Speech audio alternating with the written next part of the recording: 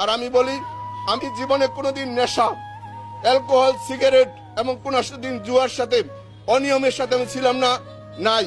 এবং আমি বলি, যদি আমাকে যদি কোনো আইনের কোনো ফাঁক আমাকে অ্যারেস্ট করতে চান, আপনারা আমাকে প্রকাশ্যে বলবেন, আমি নিজে স্যালেন্ডার করব।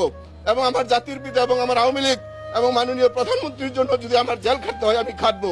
আমার পক্ষে আমি কোন আইন লয়ার নিব না, নিঃশর্তভাবে আমি আমার বলবো আমাকে ফাঁসি দিয়ে দেন। তাও আমাকে তো আওয়ামী লীগের মধ্যে আমাকে কলঙ্ক দিয়েন না, আমার বঙ্গবন্ধুর মধ্যে আমাকে কোনো কলঙ্ক দিয়েন না, আমার মাননীয় প্রধানমন্ত্রীর মধ্যে আমাকে কোনো কলঙ্ক দিয়েন না। আমি অন্তত সম্মানে বাঁচতে চাই, আমি এই সমাজের সম্মানে বাঁচতে চাই।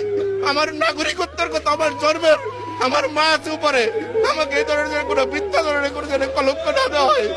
আমার কথাটা শোনেন, বুঝেন, ভুল হতে পারে, কিন্তু আমি কোনো অন্যায় করি নাই, কোনো অনিয়ম করি নাই। সবাইকে ধন্যবাদ।